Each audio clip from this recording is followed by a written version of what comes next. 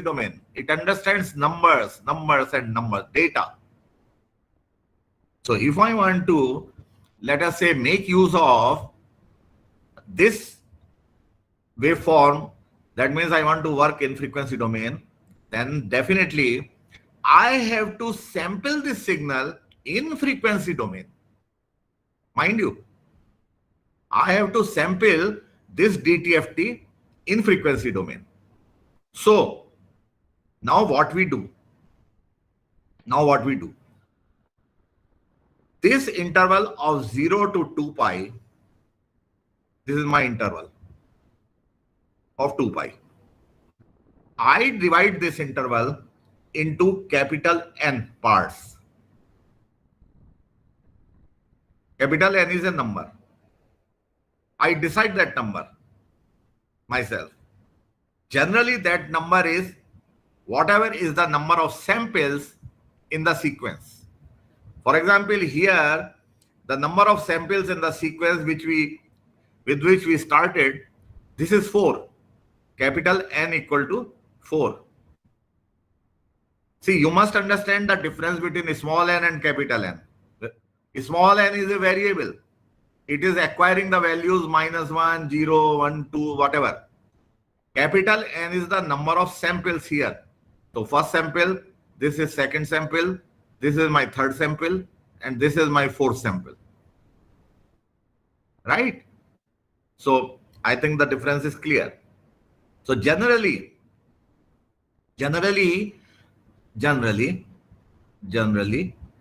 capital N is equal to the number of samples in the sequence, but not necessarily.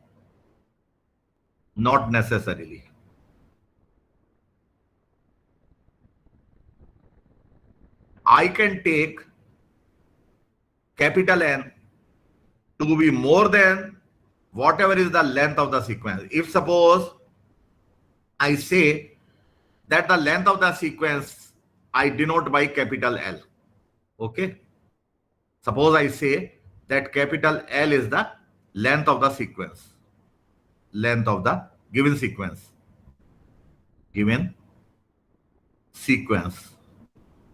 That means capital L is 4 here. Length of the sequence is denoted by capital L.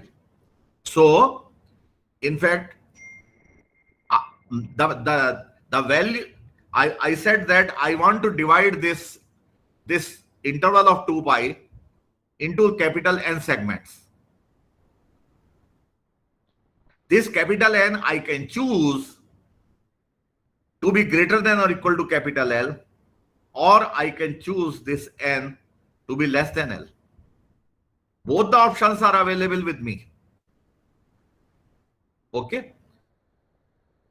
ये मेरी choice है, तो मैं ये भी choose कर सकता हूं, and I can choose this also. If I choose capital L, N to be greater than or equal to L, then what happens? What happens is, now what I am doing, let us say capital L was 4. Let us say capital L was 4 as in this problem. So let capital N equal to 6. I may decide capital N to be 6. In that case, I will divide this interval into 6 parts. So therefore, I can take, so this is my 2 pi by 6. Okay. This is my 3 pi by 6 or whatever. This is pi by 6. This is 2 pi by 6. This is 3 pi by 6. 3 pi by 6 means pi by 2. अगर ये पाई है तो लगभग pi by 2 यहाँ ही तो आएगा. तो चलो जो भी है उससे कोई बात नहीं है, ठीक है ना. मैंने 2 pi के इंटरवल को 6 पार्ट्स में डिवाइड करना है. So this is let us say pi by 6, ठीक है ना. ये 2 pi by 6, 3 pi by 6, 4 pi by 6, 5 pi by 6, ये 6 पाई बाई 6, मतलब चलो डिवाइड कर दिया यार, जो भी है हो गया डिवीजन, ठीक है ना। पता नहीं एक पार्ट, दूसरा पार्ट, तीसरा, चौथा पार्ट, ये ठीक से डिवाइड मतलब मेरे से बने नहीं। ये ठीक से, यहाँ पे मैंने पहला सैंपल बनाना चाहिए था, यहाँ पर दूसरा, तीसरा, चौथा, पांचवा, ये छठा। वो जो छोड़ो उसको, ठीक है ना, मेरी ड्राइंग को छोड़ दो, it is very bad really, ठीक है ना। What I am saying is कि मैंने काम ये किया है कि ये तुम्हारा DTFT था, ये 2 पाई था, लेट अस से ये 2 पाई था, आई हैव टेकन, ये लो यार। So in general, any frequency, that means kth sample, if this is 6, okay, but I don't want to go with, suppose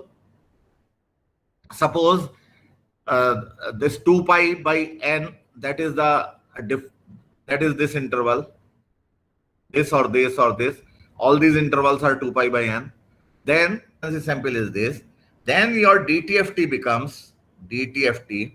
becomes equal to what? Summation n equal to 0 to n minus 1, मतलब समझ रहे हो, n equal to 0 to n minus 1 and xn e raised to the power minus j omega n था ना, तो minus y by n into k रख दो, ये मैंने ओमेगा की वैल्यू रख दी एंड n is n। ये DTFT की जो डेफिनेशन थी उसमें what I have done is I have put omega equal to 2 pi by n into k, because at these frequency points, these are the frequency points at which I am finding the value of DTFT. Only these numbers, these values are of any interest to me now. Rest of the values से मुझे कुछ लेना देना नहीं है, ठीक है ना। इसलिए मैंने फ्रीक्वेंसी पॉइंट्स जो थे, ये वाले जो थे, ये रख दिए, ठीक है ना। के की डिफरेंट वैल्यूज रखो तो मैं डिफरेंट पॉइंट्स मिलते चले जाएंगे, ठीक है ना। दिस इज माई के इक्वल टू 0, ये पॉइंट के इक्वल टू 1, जिसके कॉरस्पॉन्डिंग ओमेगा की वैल्यू आ जाएगी 2 पाई बाई n। ये वाला पॉइंट के इक्वल टू 2, ओमेगा की वैल्यू आ गई 2 पाई बाई n इंटू 2। ये वाला पॉइंट के इक्वल टू 3, ओमेगा की वैल्यू इस पॉइंट पे है 2 pi by n into 3। Are you following me what I am saying, या नहीं समझ में आ रहा कुछ भी? तो DTFT की ये वैल्यूज निकाल ली। The values of discrete time Fourier transform at these frequencies is called DFT, denoted by XK. This is called discrete Fourier transform. So that means discrete Fourier transform, these values, they are the samples of DTFT. They are the samples of DTFT. DTFT was continuous, and these sample values, they are called DFT coefficients. समझ गए? तो now computer can process these numbers. Naturally, these numbers are complex numbers. भाई J आ रहा है ना, देखो जब तक J आ रहा है तो कॉम्प्लेक्स नंबर्स हैं ये। For example x0 will come out to be 3 plus 4j. For example, x of 1, if I put k equal to 1 here, this is for k equal to 0 to 0, 1, etc. up to n minus 1. You have to put the values of k to get different samples of DTFT. जैसा मैंने तुम्हें बताया, k equal to 0, k equal to 1, ये रखना पड़ेगा तुम्हें। तो this is, let us say, minus 5 minus 8j, x2 will come similarly. तो मेरा कहने का मतलब ये है कि ये जो तुम्हारे नंबर्स आएंगे ना, these are called DFT coefficients and they are complex.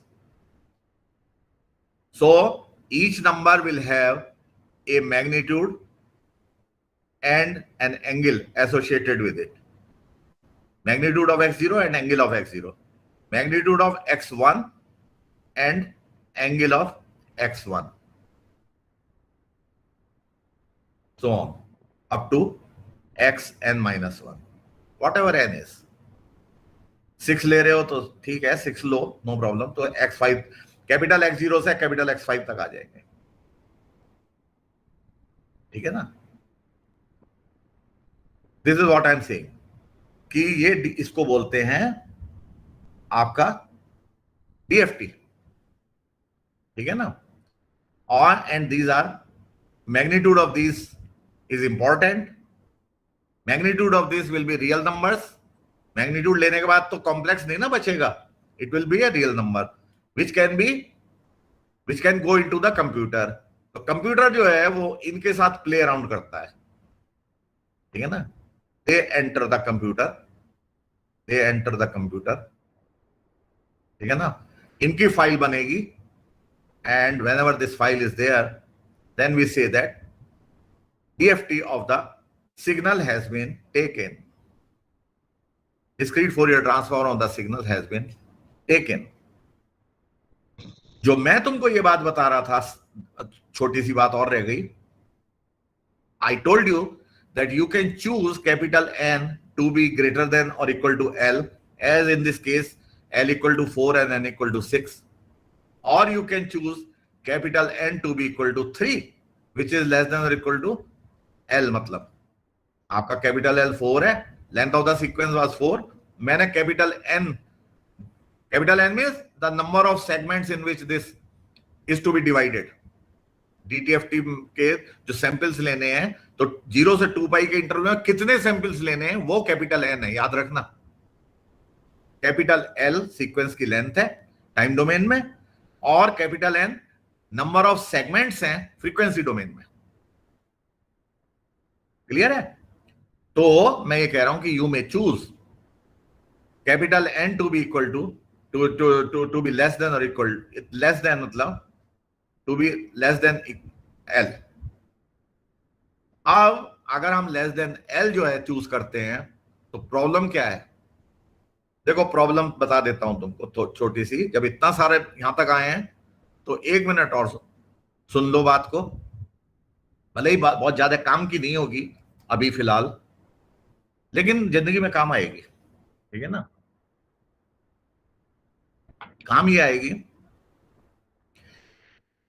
कि अगर जो सपोज कर लो you have found out xk, that means you have found out the DFT coefficients. If I take inverse of this DFT, inverse of discrete Fourier transform, then definitely I can find out my time domain sequence. भाई time domain sequence का आपने DFT लिया था, जब time domain sequence का आपने DFT लिया था तो आपको DFT कोएफिशिएंट्स मिले by this definition. DFT लिया था तो आपको xk यानी कि DFT कोएफिशिएंट्स मिले. अगर मैं रिवर्स करूं प्रोसेस को, जो कि मतलब डेफिनेशन में क्या करना है, रिवर्स का मतलब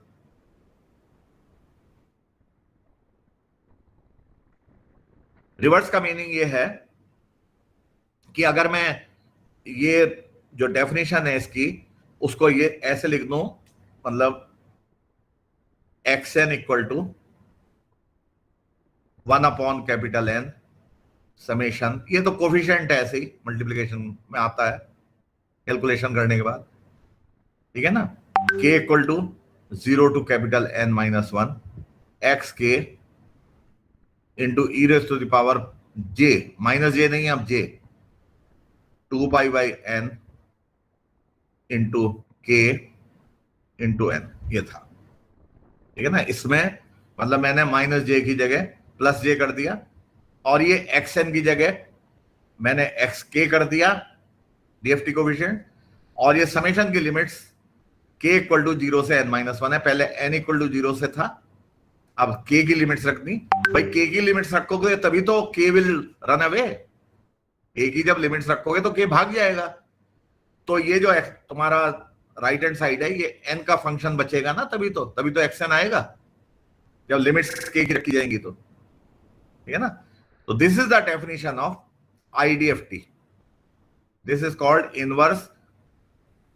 इनवर्स डिस्क्रीट फोरियर ट्रांसफॉर्म। तो अगर मान लो, तो मेरा कहने का मतलब ये है कि मैं एक्स एन है मेरी सीक्वेंस, तो मैं उसका डीएफटी लेके एक्स के फाइंड आउट कर सकता हूं, और एक्स के का इनवर्स डीएफटी लेके मैं एक्स एन पे आ सकता हूं। That is clear? क्या इसमें कोई डाउट है? नहीं है ना? तो अब क्या होगा, अगर तुम्हारा लेटर से तुम्हारी सीक्वेंस ये थी, for example this was your sequence x n, बाकी सब ये, ठीक है ना, ये सीक्वेंस थी लेटर से, देयर वर ओनली 3 सैंपल, यानी कि length of the sample was 3।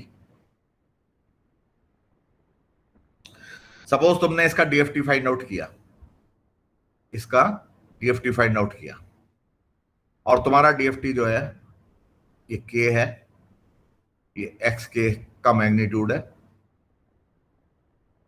तुम्हारा डीएफटी लेटर से ही आ गया, ये आ गया के इक्वल टू 0, के इक्वल टू 1, के इक्वल टू 2, एक्स के आ गए, right.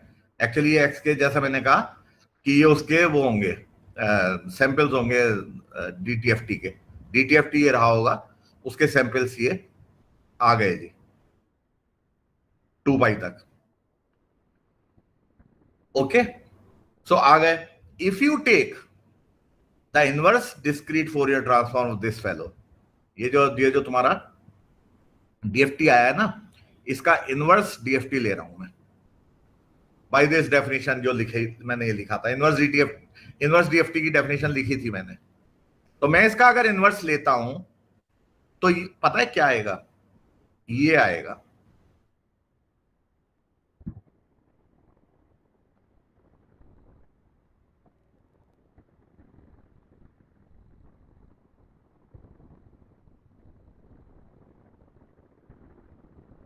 And so on. That means, कहने का मतलब ये है कि the inverse discrete Fourier transform में एक्सएन तो आएगा, दिस इज एक्सएन, ये वही पार्ट है जो ये है, same thing, but it will B repeating periodicity. ये सैंपल्स जो हैं दे विल रिपीट देमसेल्व्स, इसीलिए मैंने बनाया ये फर्स्ट साइकिल है, ये सेकंड साइकिल है, ये थर्ड साइकिल है इन सैंपल्स की, पीरियोडिक होगा। This the property of discrete Fourier transform. So अगर ये पीरियोडिक होगा, तो अगर तुमने सपोज कर लो कि n को चूज किया है ग्रेटर देन और इक्वल टू l, तो सिचुएशन ये होगी, ये तुम्हारा लेटस से ये तुम्हारा लेटस से xn था, ये तुम्हारा लेटस से मान लो तुमने n को 5 चूज किया, ठीक है ना, let's say n equal to 5, इसीलिए 5 सैंपल्स दिखाई दे रहे हैं तुम्हें। यहां पर l इक्वल टू 3 है, n इक्वल टू 5 है, ये तुम्हारा मैग्नीट्यूड ऑफ एक्स के आया वर्सेस के। समझ रहे हो बात को? यहां ये 2 पाई है, ओमेगा ये 2 पाई है, ये 0 है, अगर ओमेगा एक्सिस ओमेगा वाइज देखा जाए तो उसके सैंपल्स हैं, ठीक है ना। ये 2 पाई है यहां से यहां तक, मान लो, नहीं दिख रहा तो भी मान लो, ठीक है ना। ये तुम्हारा था एक्सएन। अब अगर जो तुम इसका आईडीएफटी लेते हो, तो तुम्हारा ये आएगा x n will not be x n, x p n होगा। पहली बात तो पी मीन्स पीरियोडिक, लेकिन वो कैसा पीरियोडिक होगा, वो ऐसा पीरियोडिक होगा,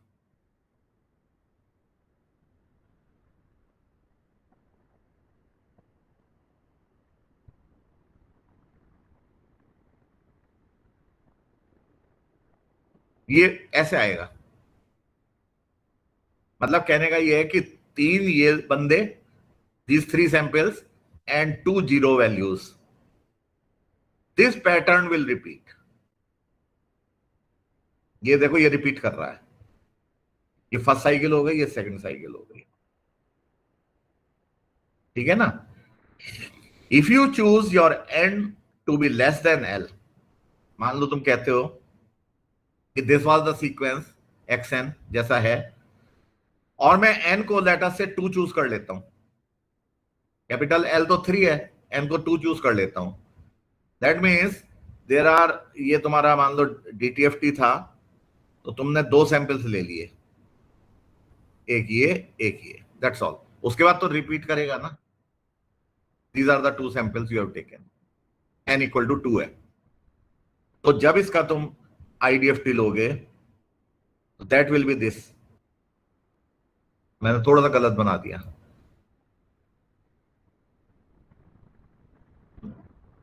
ये होगा, ये तुम्हारा एक्शन ये था ना, इंक्रीजिंग माना था ना मैंने, थोड़ा सैंपल्स तो मुझे वही रखने हैं ना,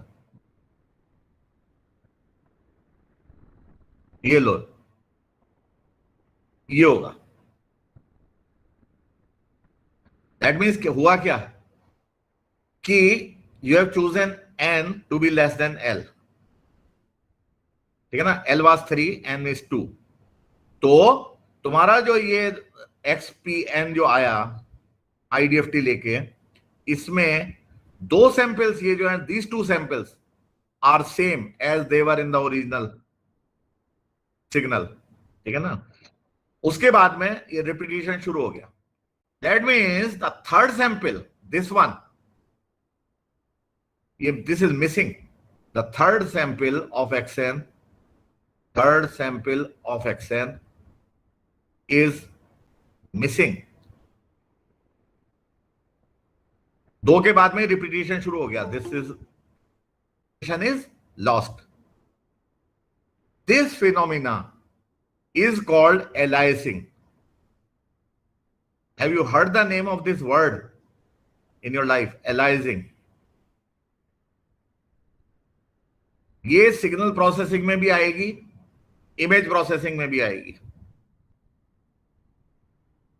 मैंने तुम्हें बता दिया what is aliasing in case of signal processing, ठीक है ना।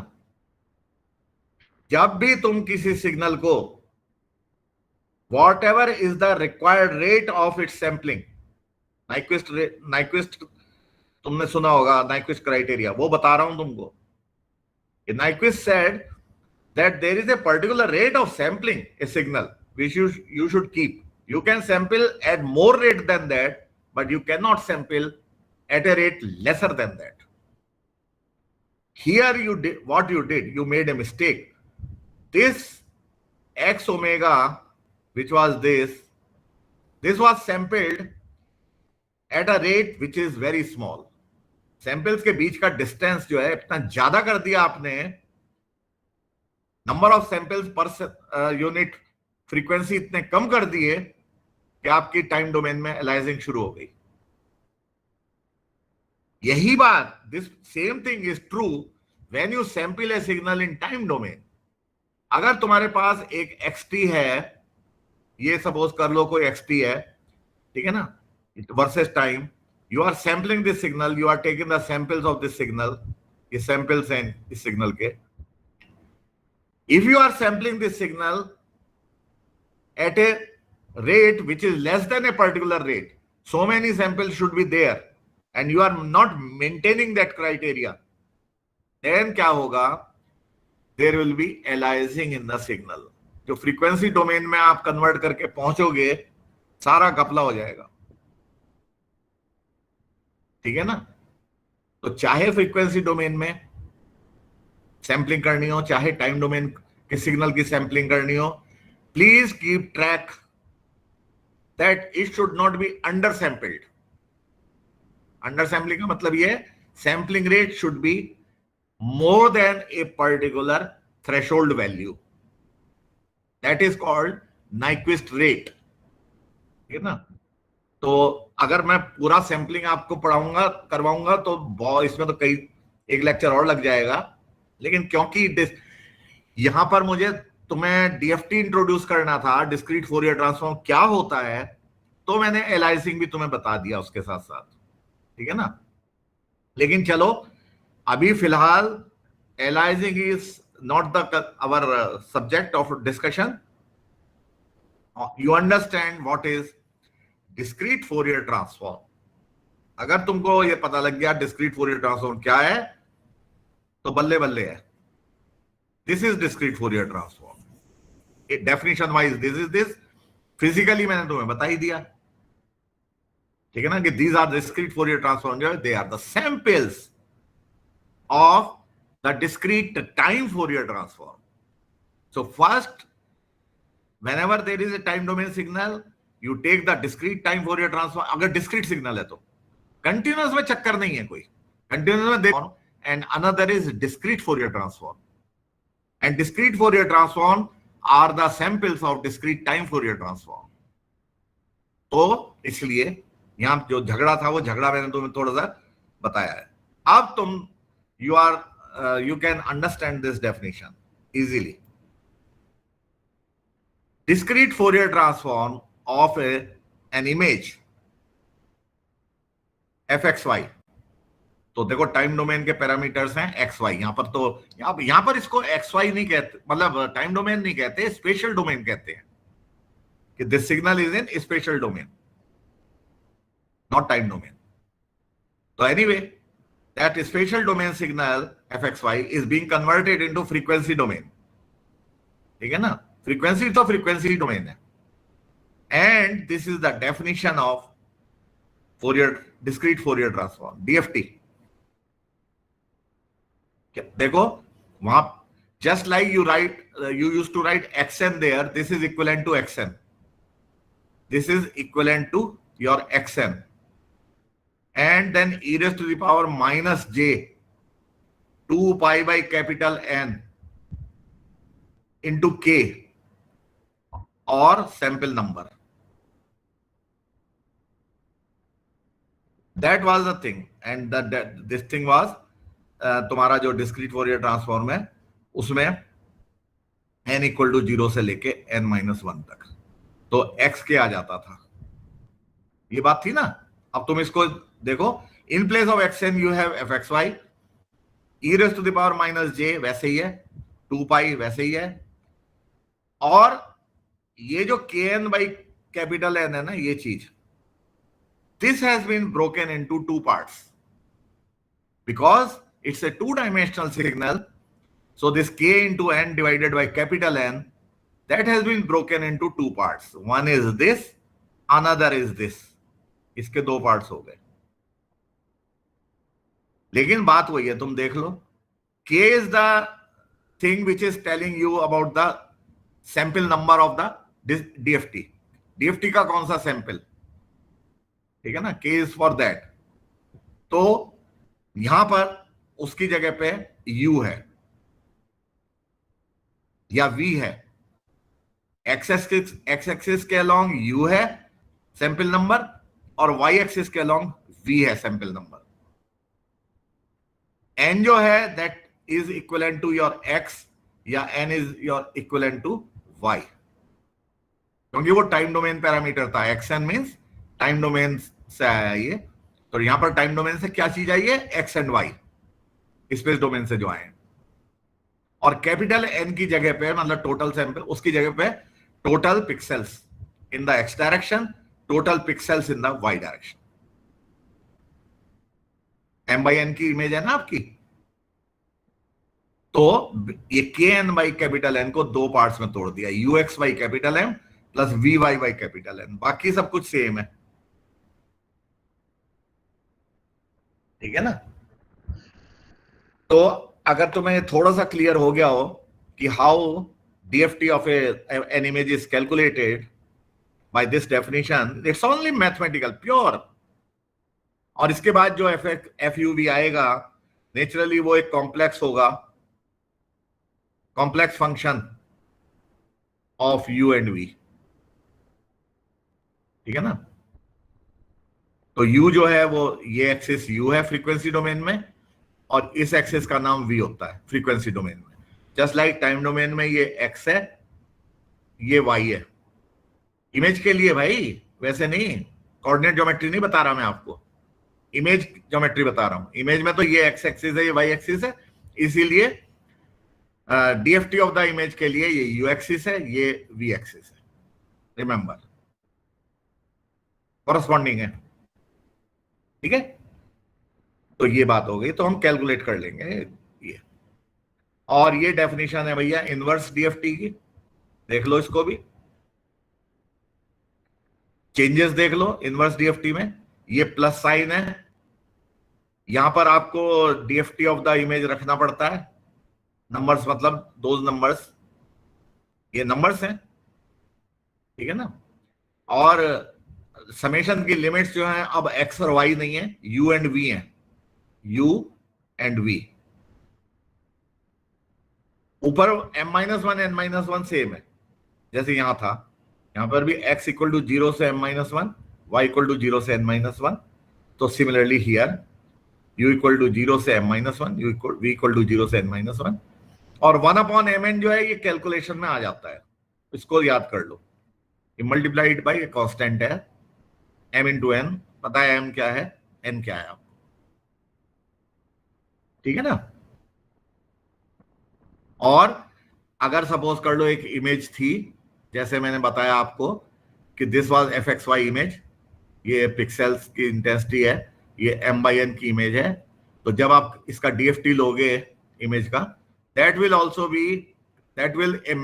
be a matrix, DFT will be a matrix of size m/n, remember it।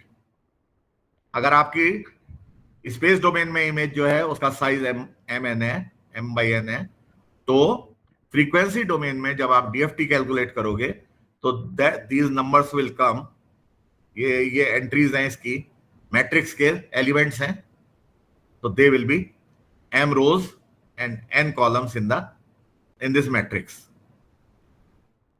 है ना, सेम साइज का, मतलब जब whatever is the size of the image, same is the size of the DFT, clear. और DFT is periodic in u and v direction. इसका मतलब ये है कि अगर आपकी एक इमेज होगी, सपोज कर लो ये इमेज ले रहे हो, अगर इसका डीएफटी आप कैलकुलेट करोगे तो डीएफटी, और उस डीएफटी को प्लॉट करो, डीएफटी तो नंबर्स हैं भाई, मैट्रिक्स के नंबर्स हैं डीएफटी में, तो ठीक है ना। अब उन नंबर्स को मैं डिस्प्ले पे, मॉनिटर पे थ्रो कर रहा हूं, although it does not make any sense, frequency domain में जो नंबर्स हैं उनको तुम डिस्प्ले मॉनिटर पे थ्रो कर रहे हो, you want to see them, उसका कोई मतलब है फ्रीक्वेंसी डोमेन के नंबर्स का? टाइम डोमेन में कोई चीज है उसका तो मतलब है। Our brain can make out की व्हाट इज दिस इमेज, ठीक है कि नहीं, लेकिन फ्रीक्वेंसी डोमेन में क्या पता लगेगा, कुछ भी नहीं पता लगेगा।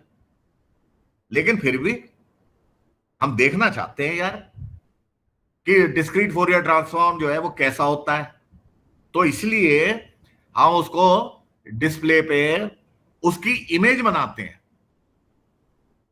ये पागलपन है, बिल्कुल बता रहा हूं मैं तुमको, ये पागलपन है, ठीक है ना। अगर कोई सही दिमाग का आदमी होगा वो कहेगा यार तुम कर क्या रहे हो ये, लेकिन still we want to do it. कुछ पागलपन ऐसे होते हैं जिनको करने में ना मजा आता है, ठीक है ना, चुस्की लेते हैं हम, तो ये चुस्की है, ये समझ लो, ये चुस्की है। So we are throwing those numbers on the display and we want to see the DFT as an image, that's all, although it does not make any sense। तो अब बात क्लियर है तुमको? फॉर एग्जाम्पल अब ये मान लो कि ये इमेज है आपकी, ये एग्जाम्पल पहले भी आई थी, ये आपकी स्पेस डोमेन में इमेज है, ठीक है ना, स्पेशल डोमेन इमेज जैसी दिख रही है, मतलब वैसी है, एक स्ट्रिप है व्हाइट कलर की ओवर ए ब्लैक बैकग्राउंड रियली में। तो इसका डीएफटी ले लिया, और उसको फिर एज इमेज देखने की कोशिश कर रहे हैं हम। कुछ पता लग रहा है इससे? Can you make out anything? कुछ भी अगर तुम्हें पता लग रहा हो तो मुझे भी बता दो, ठीक है ना? कि if you visualize the DFT, तो कोई इंफॉर्मेशन तुम्हें मिल रही हो तो बता दो मेरे को, except that it is periodic. ये पीरियोडिसिटी तो दिख रही है यार, इतना तो मान लो। चलो, थोड़ी बात तुम मेरी मान लो, थोड़ी मैं तुम्हारी मान लूंगा, ठीक ठीक लगा लेते हैं, ठीक है ना? But that is all which we can say that it is periodic. Okay fine, ठीक है ना? And second thing is brightness of the different points, that indicates the magnitude of the DFT number, that's it, और कुछ नहीं। More the brightness, इसका मतलब higher is the value of that number in the matrix, that's all. तो भैया ये तुम्हारा चक्कर है और इस चक्कर को याद रखो, ठीक है ना? अब प्रॉब्लम इसमें ये है, थोड़ी सी मैं प्रॉब्लम बताता हूं, ये हो क्या रहा है। You have to slightly go into deep समझने के लिए इसको, ठीक है ना? देखो, if this is your x axis and this is your y axis of the image, then in the DFT, if you take the DFT, this will be your U axis and this will be your V axis.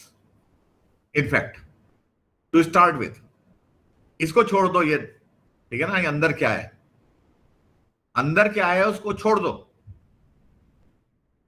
As such, this is your U axis, this is your V axis. Even if you throw the DFT numbers on the screen, this is the meaning. So therefore, if it is your fxy whose origin is here, this is f00 value, ठीक है ना? पहला pixel है, मतलब ये top left. सो अगर मैं denote करता हूं कैपिटल एफ से, डीएफटी को कैपिटल एफ से, तो capital F of 00 is here, ये, and these are the different values. तो अब जो है, अगर f00 यहां पर है तो ठीक है, होने दो। तुम्हें यहां पर क्या दिख रहा है? व्हाट यू कैन सी कि u is this axis and v is this axis, so that means this is my origin। अगर u एक्सिस भैया ये है और v एक्सिस ये है, तो मेरा ओरिजिन तो यहां है, और मैं तुमको ओरिजिन बता रहा हूं कि यहां है बेसिकली। तो ये कुछ कि what is, how you are saying that the origin of the frequency domain is here, while I am saying that origin of the frequency domain is at the top left. What is this झगड़ा? देखो, this is an image, this is your fxy, मतलब ये सारा, this complete is fxy,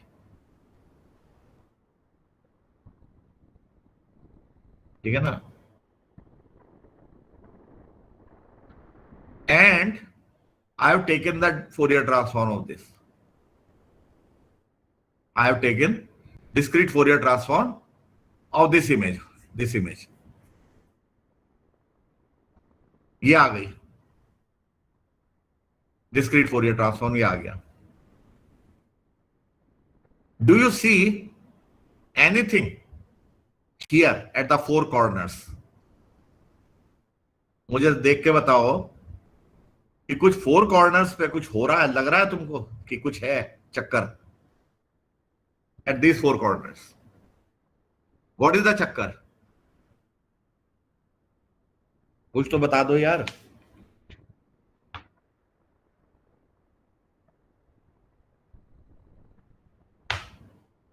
यार कोई नहीं बोल रहा, ये तो यार बहुत गंदी बात है। Sir, we are listening. We are getting our points. Corners पे तो कुछ हो रहा है ना? जी सर, वो जो हमारा सेंटर वाला है वो हमारा वो हो गया सर, एजेस पे चला गया सर। चलो मतलब कुछ ब्राइटनेस यहाँ पे these corners are looking brighter than other, है ना? अच्छा, Yes, yes, yes, sir. Yes, sir. sure. Now let us see. I told you that this is my f of 0, 0, because this is my v axis and this is my u axis. So this is 0, 0 point. ठीक है ना? तुम अगर यहाँ पर why these I mean I wanted to tell you कि why these four corners are bright than other points. Why they are brighter? देखो definition देखो जरा. Just look at the definition of Fourier transform. FUV equal to summation this. ठीक है ना? जरा इस in this expression, can you put u equal to 0 and v equal to 0? मेरी बात समझ रहे हो? मैं इसको f00, what it will be? Summation x equal to 0 to m minus 1, summation y equal to 0 to n minus 1, and then fxy मतलब कि आपकी special domain image e raised to the power minus j. अब तुमने u भी 0 कर दिया, v भी 0 कर दिया, तो जो भी कुछ करोगे 0 plus 0 है ये, रख दो ना u 0 और v 0. So that means summation fxy. E raised to power 0 is 1. So therefore this is your f00. और ये क्या चीज है ये? आप क्या समझते हो इससे? This is the definition of f00. अगर मान लो मैं कहूं आपको कि इक्विवेलेंटली अगर आप सिग्नल्स के केस में देखो तो सिग्नल्स के केस में भी ऐसी इक्वेशन मिलेगी आपको, ठीक है ना? वन डायमेंशन में भी ऐसी सिग्नल में ये इक्वेशन मिलेगी. अगर सपोज कर लो मैं अभी एग्जांपल वही वाली चल रही है मेरी, xn का मैंने xk फाइंड आउट कर लिया DFT, है ना? तो मुझे कैपिटल x ऑफ 0 बता सकते हो? Summation n equal to 0 to capital N minus 1 xn, ठीक है ना? e raised to the power minus j 2 pi by n into k0. उस डेफिनेशन में मैंने k को 0 ले लिया तो मेरा x0 आ गया ना. तो क्या आ गया? That means n equal to 0 to n minus 1 xn. Simply. और इसका मीनिंग क्या हुआ यार? कुछ इसका कुछ तो बता दो यार कि इसका मीनिंग क्या है ये? Summation of xn n equal to 0 to capital N minus 1. इसका मतलब जो जितने भी xn के सैंपल्स हैं उनका समेशन, ठीक है ना? इसका मीनिंग क्या हुआ? x0 plus x1 plus x2 and so on up to xn minus 1. यही तो मीनिंग हुआ इसका. तो similar is the meaning here कि जितनी भी आपकी वैल्यूज हैं, जितनी वैल्यूज हैं इंटेंसिटी की, ऑल पिक्सेल्स, जितने भी पिक्सेल्स हैं, whatever intensity they are having, आप उनका समेशन ही तो कर रहे हो. और क्या कर रहे हो बताओ? ठीक है कि नहीं? सारी इंटेंसिटीज का समेशन नहीं कर रहे क्या आप?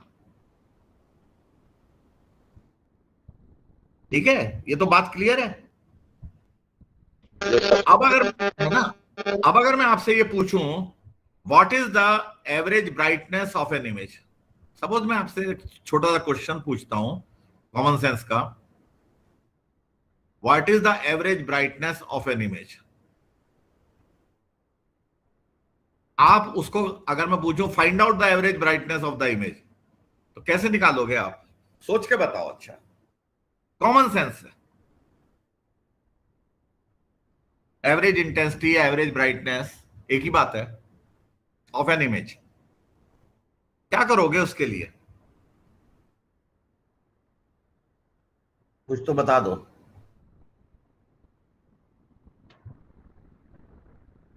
मैंने तुम्हें हिंट दे दिया, average intensity is called brightness. तो इसका मीनिंग क्या हुआ? इसका मीनिंग ये हुआ कि मुझे एवरेज ऑफ इंटेंसिटीज निकालनी है कि नहीं? एवरेज ऑफ इंटेंसिटीज तो निकालनी है, तो average brightness of the image आ जाएगी। And what is average of the intensities? That means I should add up all the intensities and divided by the total number of pixels, that is called the average. नहीं, पसंद नहीं आई मेरी बात? Yes sir, ठीक है। ठीक है कि नहीं? तो एवरेज इंटेंसिटी का मतलब ये है कि add up all the intensity values of the image and just divide by the total number of pixels in the image, that's it. यहां क्या कर रहे हो तुम? When you are calculating this, जो मैंने एनसर्किल किया है, जो जब तुम इसको कैलकुलेट कर रहे हो तो क्या कर रहे हो? कुछ तो ये भी है, this the summation of all the intensities. सिर्फ तुम एवरेज नहीं कर रहे हो, समेशन तो कर रहे हो ना। मानते हो कि नहीं मानते? अगर मैं एवरेज ब्राइटनेस करूं तो average brightness will be equal to average brightness of an image. अगर मैं कहूं तो वो ये होता 1/mn summation over x summation over y, और है ना टोटल पिक्सेल्स के ऊपर इनटू fxy। जितनी भी इंटेंसिटी वैल्यूज हैं उनका समेशन करो एंड m इंटू n से डिवाइड कर दो, that is the total number of pixels m into n। बोलो हाँ, मानते हो इस बात को? अगर इस बात को मानते हो कि this is average brightness of an image, तो इसका मतलब ये है कि ये चीज जो है that is m into n into average brightness. इसका मतलब ये हुआ कि f00 जो नंबर है, f00 जो नंबर है, that is proportional to the average brightness of the image. बताओ ये कंक्लूजन ठीक है या नहीं है? What I am saying is that average brightness f00 is proportional to average brightness of the image. ठीक है कि नहीं? That is why this point, this is your f00, this point, because it is showing the average brightness of the image, this point is showing, having, and near about it, not that f00 is only, if you calculate f01, that will be some number which is also having a value slightly less than f00, but f01 will not be just like 0, ऐसा नहीं होगा। इसीलिए f01, f10, f11, all these which are near to f00, ये portion जो है ना, ये portion this is having higher value of numbers because of this reason।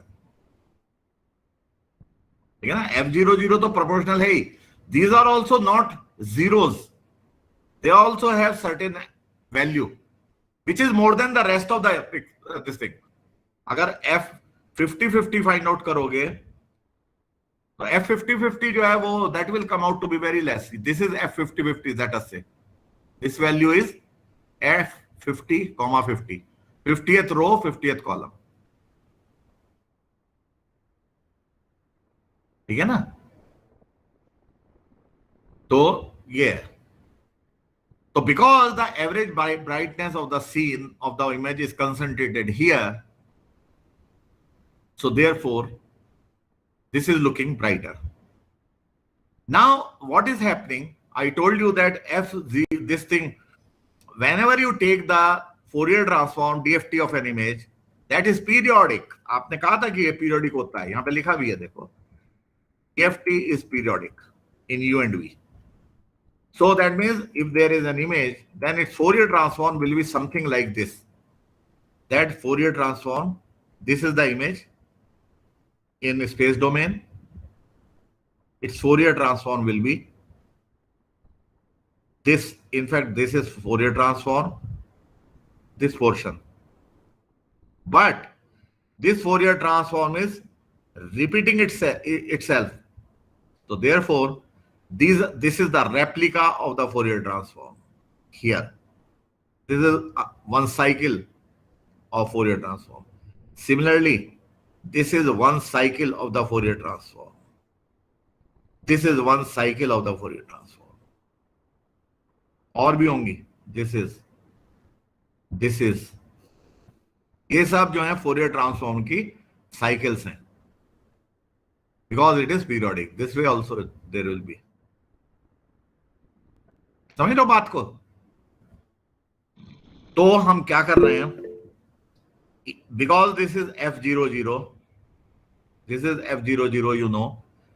What we are doing is, मैं इस F00 को, so that the whatever is the brightness here, and similarly ये वाला जो है, जो whatever is the value that is repeated here, and that is repeated here, and that is repeated here, because of the periodicity. तो मैं जो हूं उसको I want to see the intensity clearly, तो मैं उसको यहां पर शिफ्ट कर देता हूं. इस वैल्यू इस नंबर को यहां शिफ्ट कर देता हूं मैं. तो एवरेज ब्राइटनेस मुझे यहां से पता चल जाएगी. व्हाट इज ये इमेज, ये फोरियर ट्रांसफॉर्म इमेज है ना, फोरियर ट्रांसफॉर्म इमेज. तो उसके सेंटर पे शिफ्ट कर देता हूं इस कॉर्नर पॉइंट को. तो it is the shifting of the frequency domain values. और फ्रीक्वेंसी डोमेन को शिफ्ट करने के लिए एक प्रॉपर्टी यूज करते हैं हम. फोरियर ट्रांसफॉर्म की प्रॉपर्टी होती है कि whenever time domain signal is multiplied by some e raised to the power, then the Fourier transform gets shifted in the frequency domain. Fourier transform is shifted in the frequency domain. I think you know what is amplitude modulation. वहां हम यही काम करते हैं. There is a carrier, there is a baseband signal. So जब भी हम baseband signal को, कोई बेसबैंड सिग्नल है, उसको cos ओमेगा ct यानी कि कैरियर से मल्टीप्लाई कर देते हैं. तो whatever is the Fourier transform of the signal, suppose ये था xt का Fourier transform, this was the Fourier transform of xt. तो xt into cos omega ct का Fourier transform जो है, that gets shifted. ये omega c and minus omega c, ये shift हो जाता है. ये एम्पलीट्यूड मॉड्यूलेशन का आपने फ्रीक्वेंसी स्पेक्ट्रम बीटेक में किया होगा, जरूर पढ़ा होगा. इसको नहीं पढ़ा क्या? ये आया होगा जरूर रास्ते में. बिना इसके हो ही नहीं सकता एम्पलीट्यूड मॉड्यूलेशन की अंडरस्टैंडिंग. तो वहां यही तो है कि whenever a signal is multiplied by some e raised to the power, cos omega ct क्या है? e raised to the power j, यार अभी डिवाइडेड बाय 2.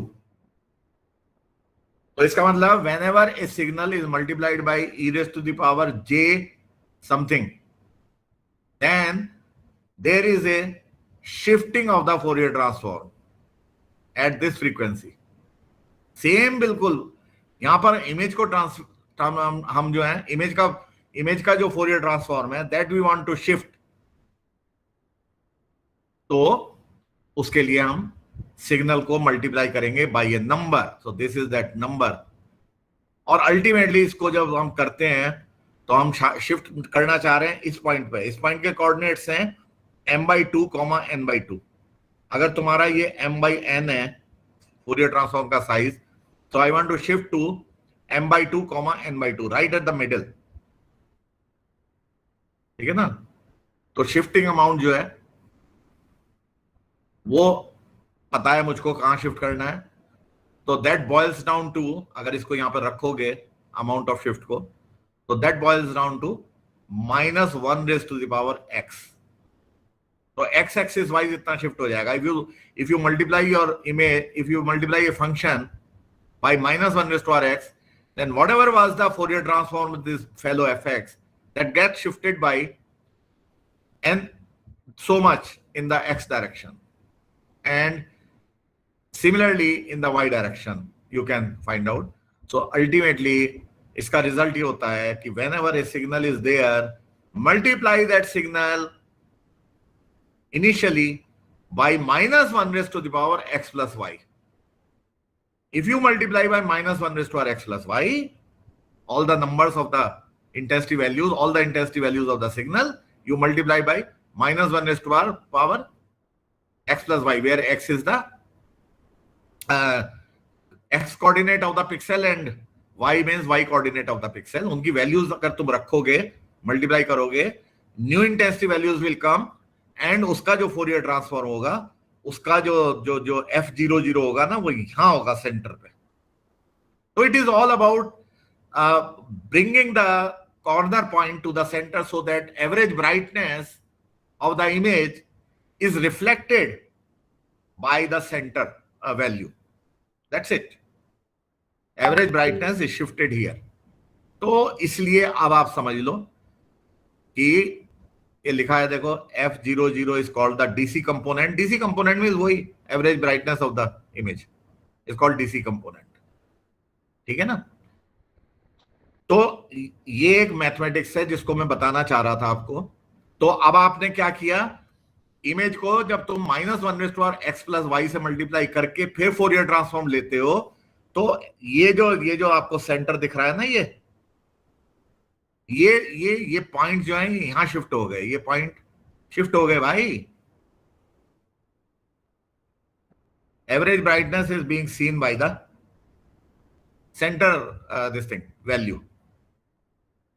और उसके बाद में लॉग ट्रांसफॉर्म हमने यूज किया है, because the other values are not visible, as I told you that this particular value, these here the values are very high, at other points the values are very low. Simultaneously both the extreme values cannot be accommodated in the single this thing image. So therefore what we do is we take the log transform of this image, and then this image is obtained, which is at the right. This image is obtained. So that means you come to know about the details, although there is no fayda, there is no idea of seeing these details. It doesn't mean anything. Still, okay. So you can see that this is the image, this is the Fourier transform. That means if something gets shifted in the image, Fourier transform doesn't shift itself. But if the image is rotated like this, there is a rotation, you can see, then Fourier transform also gets rotated. In the frequency domain, there is rotation of the numbers. समझ में आ रही बात? So to find the filter, to design the filter, what we do, we take the input image, do some pre-processing, initial noise removal, etc., and then you take the Fourier transform, you apply the filter function in the whatever is the transfer function of the filter. So that is to be applied, and then after the image is filtered, noise is filtered, then you take the inverse Fourier transform to bring it into the space domain so that we can see it and understand what has happened. So that's the idea. Okay. Secondly, in case of frequency domain, whatever is the Fourier transform of the image, it has got to be multiplied, just multiplication with the filter function. In the ये भी frequency domain की चीज है, ये भी frequency domain की चीज है, दोनों को multiply करना है। स्पेस डोमेन में आपको आपको याद करो, फिल्टर मास्क जो था 3/3 का वो आप रखते थे, वो कन्वोल्यूशन कर रहे थे वहां आप. When you put the filter mask and you multiply the value of the filter coefficients with the intensity values and assign it to the center pixel, that process is called convolution. Frequency domain में हम convolution नहीं करते हैं. Frequency domain में क्या करते हैं? Multiplication. ये एक थ्योरम भी आपको पता होगा कि अगर there is a signal xn, इसका फोरियर ट्रांसफॉर्म जो है वो DFT xk है, and there is another thing which is yn, इसका मान लो yk happens to be the DFT, then xn convolution with yn, ठीक है ना, उसका DFT जो है वो xk मल्टीप्लाइड बाय yk होता है. दैट मीन्स टाइम डोमेन में अगर आप कन्वोल्यूशन करते हैं, फ्रीक्वेंसी डोमेन में आपका मल्टीप्लिकेशन होता है फोरियर ट्रांसफॉर्म्स का. एंड फ्रीक्वेंसी डोमेन में ये बिगेस्ट एडवांटेज है कि आपको कन्वोल्यूशन नहीं करना पड़ता, ठीक है ना. Convolution is more difficult than multiplication of the two matrices, ठीक है ना. तो इसलिए ये इजी पड़ता है अल्टीमेटली. तो दैट मीन्स, तो अब आप बेसिकली ये देख लो कि देखो ये एक इमेज है, सबसे पहले इलेक्ट्रॉन माइक्रोस्कोप से ली हुई किसी आईसी के अंदर की, which has thermal, there is a thermal run out which you can see here, that ये ऑक्साइड लेयर जो है ना, ये व्हाइट कलर की, this has come out because of the heat generated, excessive heat generated, dissipation हो नहीं सका heat का, तो ये आईसी जो था बर्न हो गया.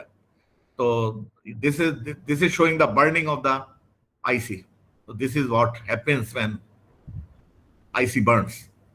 ओके, तो oxide layer has come out, and ये एक इमेज है, हमारे लिए एक इमेज है. इसका फोरियर डीएफटी जो है वो ये रहा, इसका डीएफटी ये रहा. तो आप देख सकते हो कि DFT also gives lot of information.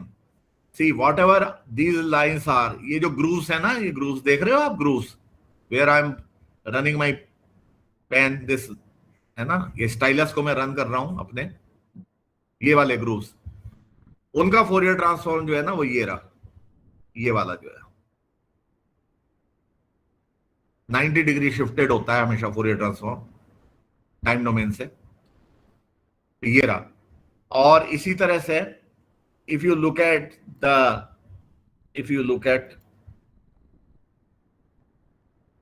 suppose I show you,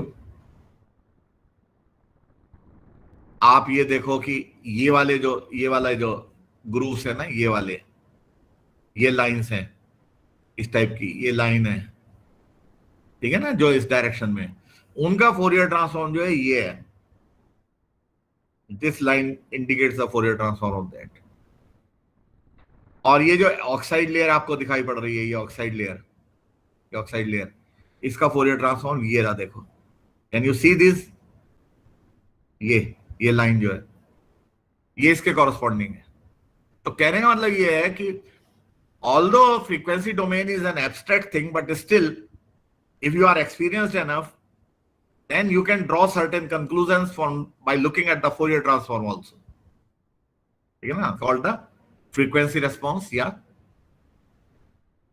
transfer function of the block of the thing. तो सपोज कर लो ये HUV जो है, ये HUV आपकी एक मैट्रिक्स होगी, इस टाइप की, ठीक है ना, which is M cross N. ये M है, ये N है,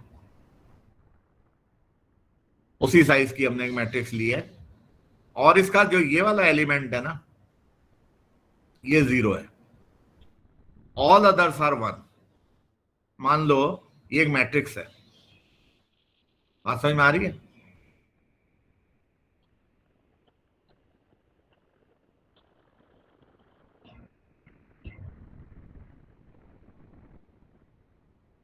ठीक है ना, ये एक मैट्रिक्स है, जिसका कि centre element is 0, all others are 1. तो now what if suppose you pass this image through the filter, तो आप इसका फोरियर ट्रांसफॉर्म लोगे. सो दैट मीन्स वो FUV आ जाएगा. सपोज कर लो FUV, that FUV will be multiplied by HUV. ये मल्टीप्लिकेशन है. Then GUV will come.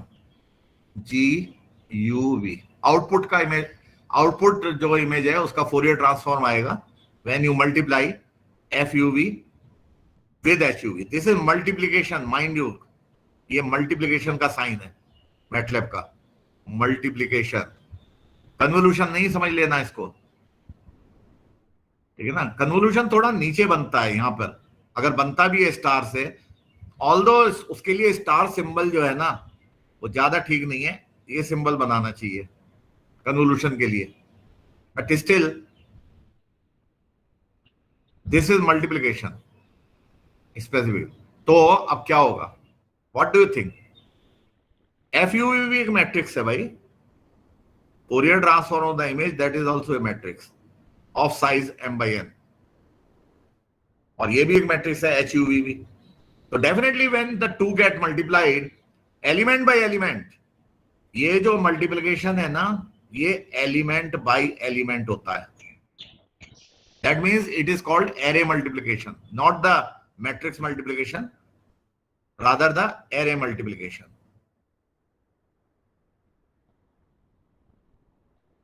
Element by element. So देखो, that means every value of FUV will get multiplied by 1 except the center value. Center value will get multiplied by 0. Do you agree? This is my filter function.